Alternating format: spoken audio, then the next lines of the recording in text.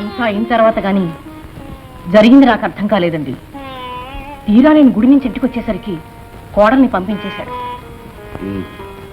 నా కొడుకు మగాడనిపించుకున్నాడు అన్నమాట. ఎవరిని సాధించాలో తెలియక చివరికి పెళ్ళా మీద ధ్వజం ఎత్తాడన్నమాట. ఇంతకీ కోడలు అన్నగారు ఎలా ఉన్నాడో? ఎలా ఉంటాడు? కాలు తీసేశారు, నిన్ననే డిశ్చార్జ్ చేశారు. మరి సునీత? నీ కొడుకు బాధ తొలగిపోయిందని నిట్టూర్చి వాళ్ళన్నకు సేవలు చేస్తుంది. ఇప్పుడు ఎలాగండి? వాళ్ళని అలా వదిలేస్తే? ఏమీ తెలియని వాళ్ళకి చెప్పొచ్చు, అన్నీ తెలిసిన వాళ్ళని బుజ్జగించవచ్చు. తెలిసి తెలియని మూర్ఖులు ఉంటారే, అలాంటి వాడు నీ కొడుకు. అంతే. ఏమిటి 8,900? 6 నెలల్లో అమ్మాయి గారు పెట్రోల్ ఖర్చండి.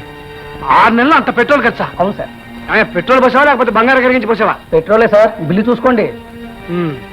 సరే, నీ డబ్బు అర్జెంటుగా రావాలంటే ఒక మార్గం చెప్పమంటావా? అందుకే కదా సార్ తమ దగ్గరికి వచ్చింది.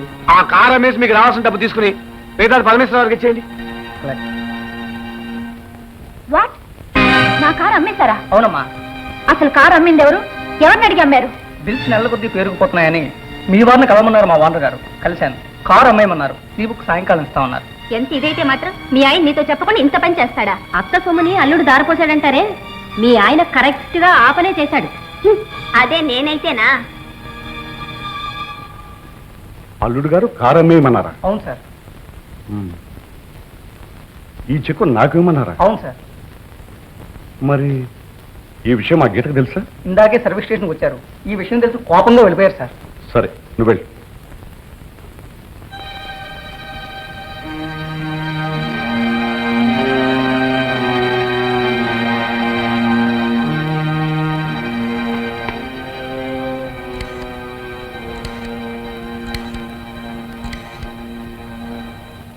Hello, arts college lecturer mister Murali is they?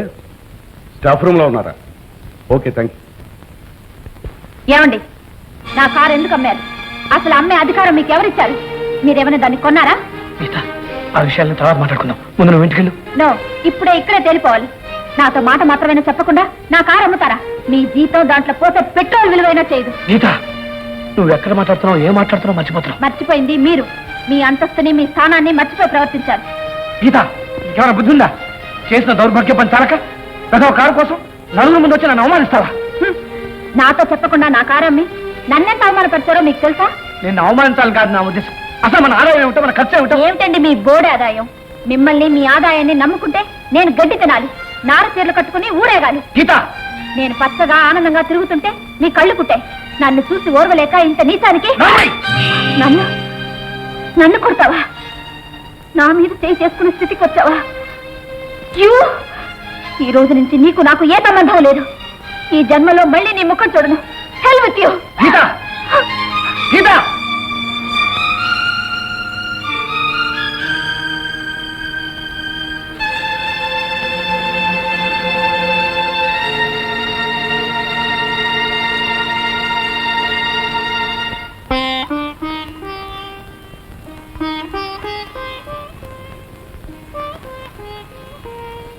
ఏమిటండి అలా ఉన్నారు? ఏం జరిగింది? జరిగింది చాలా తక్కువ, జరగబోయేదే ఎక్కువ. మనిద్దరం ఇవాళ ఈ క్షణం నుంచే విడిపోతుంది. అయ్యో, అదేమిటండి? అవునే, నీకు తాత్కాలికంగా విడాకులు ఇస్తున్నాను. ఇదేం కర్మండి? ఇప్పుడు నేనేం చేశానని? నువ్వు కాదే, నీ పిల్లలు చేశారు చాలా ఘనకార్యాలు.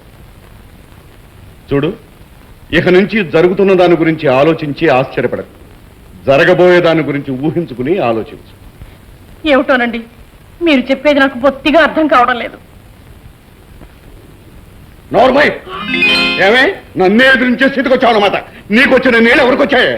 ఇదిగో, కారణాలు చెప్పకుండా మీరు ఇలా కేకలేస్తే నా పై ప్రాణాలు పోయినే పోతాయి. వదిలిపోతుంది. కారణాలు కావాలి నీకు. నెంబర్ 1, నేను ఖరీదాన్ని చేరుకుంటానంటే నువ్వు చౌకబాటు చేరుకోమంటావా? అయ్యో, నోర్మై, నేను స్నానానికి నీళ్లు తోడమంటే నువ్వు మరిపోయి నీళ్లు తోడతావా?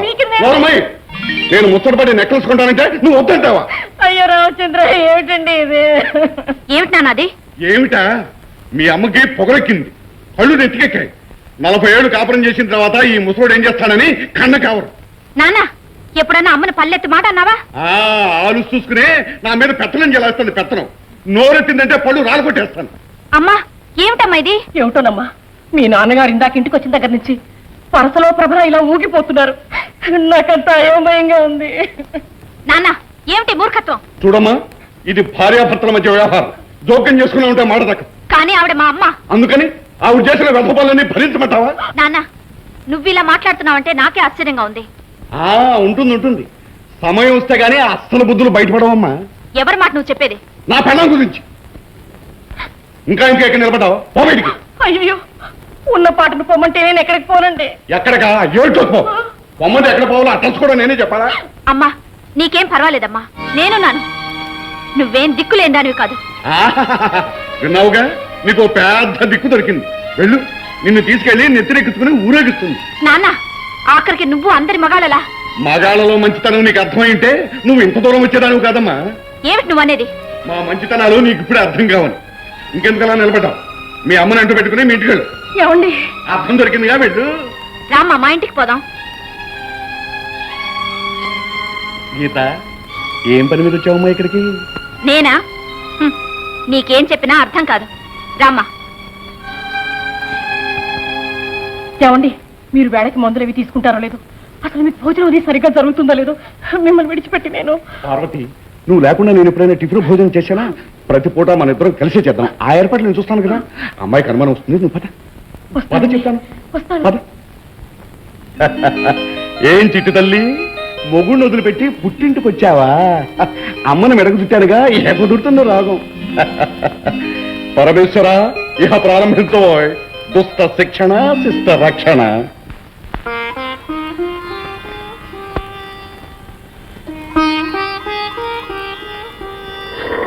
అల్లుడు వస్తున్నాడు. నా ముఖం చూపించాలంటేనే సిగ్గుగా ఉంది.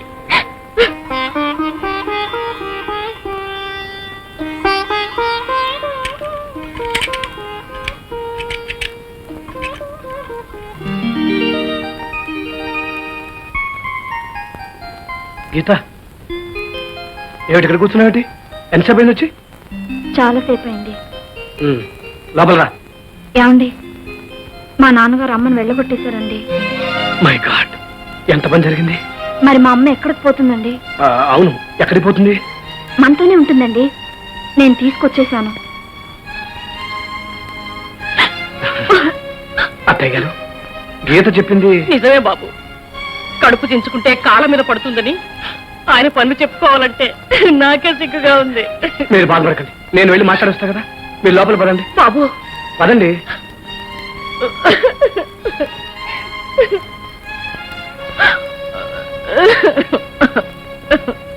ఇంకా నిలబడ్డామే, పద.